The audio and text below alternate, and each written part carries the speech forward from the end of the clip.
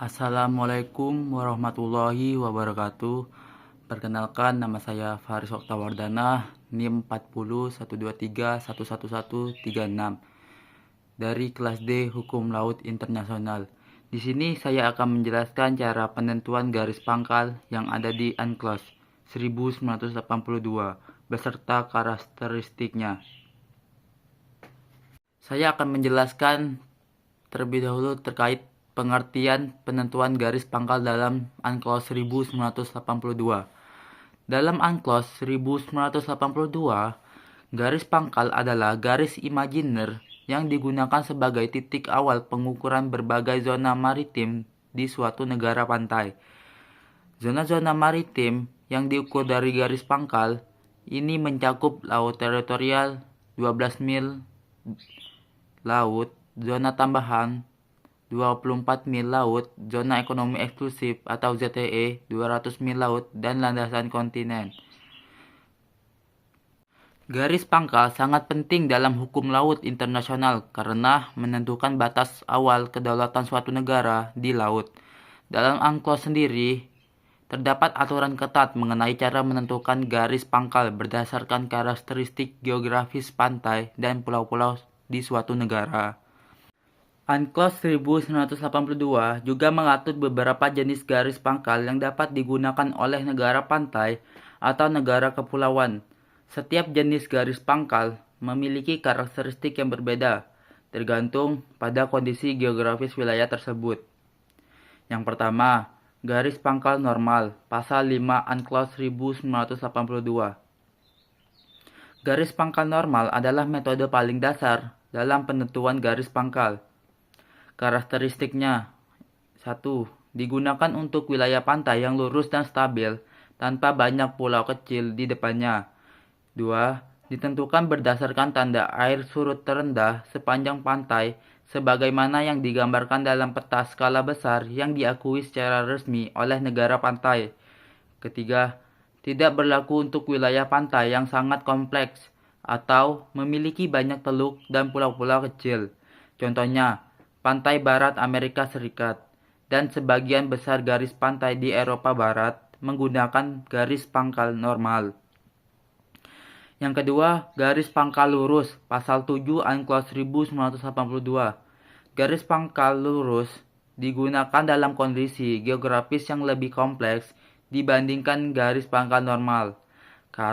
Karakteristiknya dapat digunakan jika pantai memiliki banyak teluk, lekukan tajam, atau kepulauan pesisir yang membuat garis pangkal normal tidak praktis. Yang kedua, garis lurus ditarik menghubungkan titik-titik tertentu di sepanjang pantai atau di sekitar gugusan pulau kecil.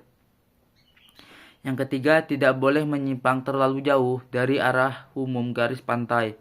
Yang keempat, tidak boleh menghambat hak lintas damai kapal asing.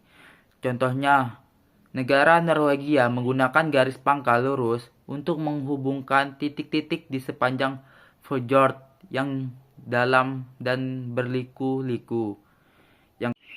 Yang ketiga, garis pangkal kepulauan, pasal 47 UNCLOS 1982.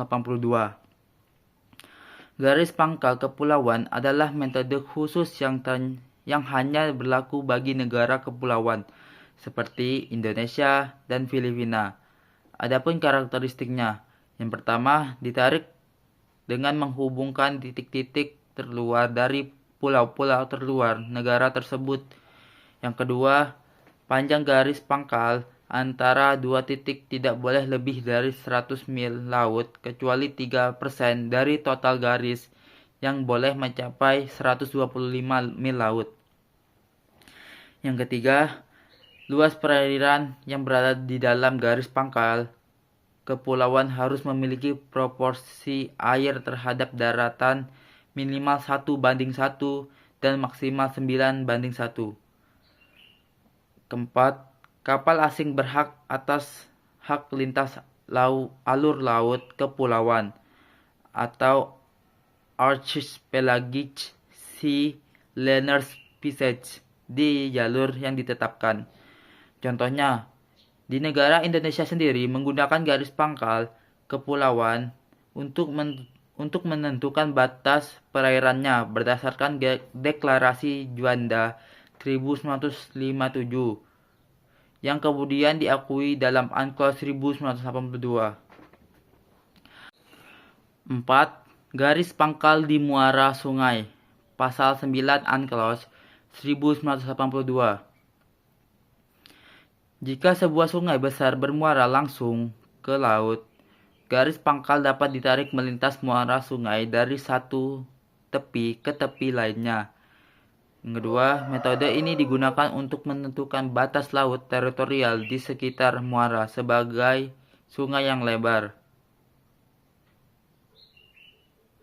Contohnya, muara sungai Amazon di Brazil dan sungai Mississippi di Amerika Serikat menggunakan metode ini. Yang kelima, garis pangkal di pelabuhan. Pasal 11 UNCLOS 1982. Jika suatu pelabuhan memiliki fasilitas permanen yang menjorok ke laut, seperti dermaga besar atau tanggul, maka garis pangkal dapat ditarik mengikuti ujung fasilitas tersebut. Yang selanjutnya, struktur buatan manusia seperti anjungan minyak lepas pantai tidak dapat digunakan sebagai dasar penentuan garis pangkal. Contohnya, pelabuhan Rotterdam di Belanda dan pelabuhan Shanghai di Tiongkok menggunakan garis pangkal di sekitar fasilitas pelabuhan mereka. Yang keenam, garis pangkal di perairan yang selalu tertutup es. Pasal 10 UNCLOS 1982. Berlaku di wilayah yang terus-menerus tertutup es sepanjang tahun. Di negara pantai dapat menarik garis pangkal lurus melintas lapisan es jika wilayah tersebut dianggap sebagai perairan dalam yurisdiksi mereka. Contohnya, Kanada dan Rusia menerapkan metode ini di wilayah Arktik. Selanjutnya, saya akan menjelaskan tujuan dan fungsi garis pangkal menurut UNCLOS 1982. Garis pangkal merupakan elemen fundamental dalam hukum laut internasional yang diatur dalam United Nations Convention on the Law of the Sea atau UNCLOS 1982. Garis ini berfungsi sebagai titik awal untuk menentukan berbagai zona maritim yang menjadi hak suatu negara, seperti laut teritorial, zona tambahan, zona ekonomi eksklusif atau ZEE, dan landas kontinen. Dalam hukum laut, penentuan garis pangkal sangat penting karena mempengaruhi batas kedaulatan dan yurisdiksi negara pantai atau negara kepulauan atas wilayah lautnya. Dengan demikian, garis pangkal berperan besar dalam menjamin kepastian hukum, menjaga keamanan nasional, mengatur hak navigasi, dan mendukung pengelolaan sumber daya laut. Yang pertama, saya akan menjelaskan tujuan garis pangkal menurut UNCLOS 1982. Garis pangkal memiliki tujuan utama dalam hukum internasional di antaranya. 1. Menentukan batas awal wilayah laut di suatu negara. Garis pangkal menjadi titik referensi utama untuk menghitung batas wilayah laut suatu negara, termasuk laut teritorial 12 mil laut, zona tambahan 24 mil laut, zona ekonomi eksklusif atau ZEE 200 mil laut, dan landas kontinen hingga 300 mil laut dalam kondisi tertentu. Dengan adanya garis pangkal yang jelas, suatu negara dapat secara sah menetapkan wilayah kedaulatannya di laut. 2. Menetapkan kedaulatan negara di wilayah lautnya. Negara memiliki kedaulatan penuh atas wilayah laut yang berada di dalam garis pangkal, termasuk perairan pedalaman dan laut teritorial. Dalam perairan pedalaman, negara memiliki hak yang sama dengan wilayah daratannya, termasuk dalam penegakan hukum, eksplorasi sumber daya, dan pengendalian laut lintas maritim. Di laut teritorial, meskipun kapal asing memiliki hak lintas damai, negara pantai tetap memiliki hak penuh dalam mengatur lalu lintas dan keamanan di wilayah tersebut.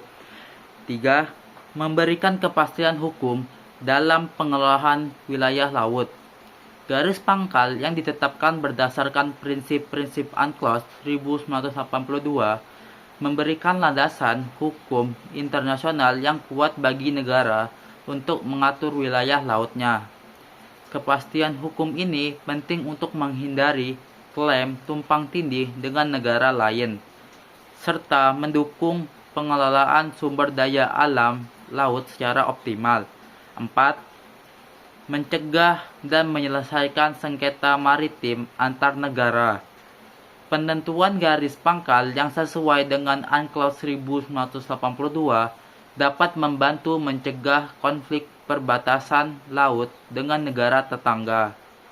Dalam kasus sengketa maritim, garis pangkal yang telah diakui secara internasional menjadi dasar negosiasi atau penyelesaian melalui Mahkamah Internasional atau arbitrase. 5. Mengatur hak navigasi kapal asing di wilayah laut suatu negara. Garis pangkal berfungsi untuk mengatur hak lintas kapal asing baik di laut teritorial maupun di perairan kepulauan. Dalam UNCLOS 1982, kapal asing memiliki hak lintas damai atau innocence passage di laut teritorial. Namun, negara pantai tetap memiliki hak untuk mengatur dan membatasi aktivitas yang dapat membahayakan keamanannya. 6. Menjaga keamanan dan pertahanan negara. Dengan adanya garis pangkal yang jelas, negara dapat lebih efektif dalam mengawasi dan mengamankan perbatasan maritimnya dari ancaman eksternal seperti pembajakan, penyelundupan, dan pelanggaran wilayah oleh kapal asing. Garis pangkal juga mengatur dalam pengaturan jalur strategis bagi kepentingan pertahanan nasional, terutama bagi negara dengan posisi geografis yang strategis seperti Indonesia. Yang kedua, fungsi garis pangkal menurut UNCLOS 1982. Selain memiliki berbagai tujuan strategis, garis pangkal juga memiliki fungsi yang sangat penting dalam menentukan batas yurisdiksi negara di laut dan mengatur aktivitas maritim internasional. 1. Sebagai titik referensi dalam menghitung lebar laut teritorial. Pasal 3 UNCLOS 1982 menyatakan bahwa lebar laut teritorial suatu negara diukur sejauh 12 mil laut dari garis pangkal. Di dalam laut teritorial, negara memiliki kedaulatan penuh, namun harus mengizinkan lintas damai kapal asing sesuai dengan ketentuan hukum internasional. 2. Menentukan perairan pedalaman. Pasal 8 UNCLOS 1982 menyatakan bahwa semua perairan yang terletak di dalam garis pangkal dianggap sebagai perairan pedalaman yang status hukumnya setara dengan wilayah daratan negara. Negara memiliki hak eksklusif untuk mengatur semua aktivitas di perairan pedalaman, termasuk dalam aspek keamanan, navigasi, eksplorasi, sumber daya alam, dan penegakan hukum. 3. Menjadi dasar pengukuran zona tambahan.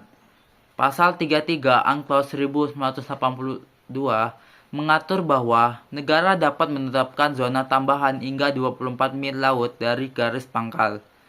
Di zona ini, negara memiliki hak untuk mencegah dan menghukum pelanggaran hukum yang berkaitan dengan bea cukai, perpajakan, imigrasi, dan kesehatan.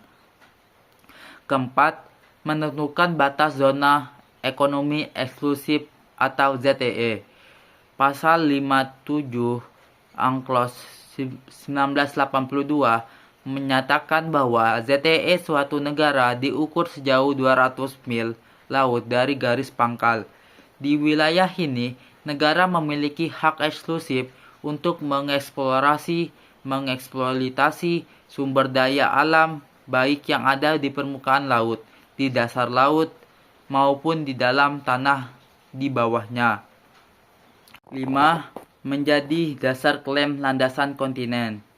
Pasal 76 Unclos 1982 mengatur bahwa negara dapat mengklaim landasan kontinen hingga 300 mil laut dari garis pangkal jika terdapat bukti geologis bahwa dasar laut tersebut merupakan perpanjangan alami dari daratan negara tersebut.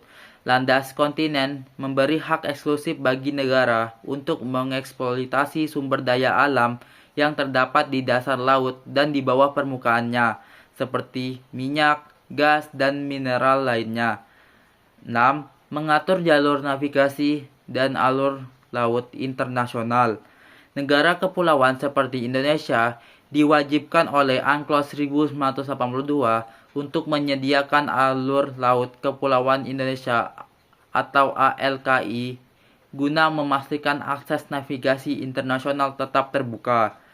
Pasal 53 Unclos 1982 menyatakan bahwa negara kepulauan harus menetapkan rute transit yang aman bagi kapal-kapal asing, sekaligus menjaga keseimbangan antara hak navigasi dan kepentingan nasional.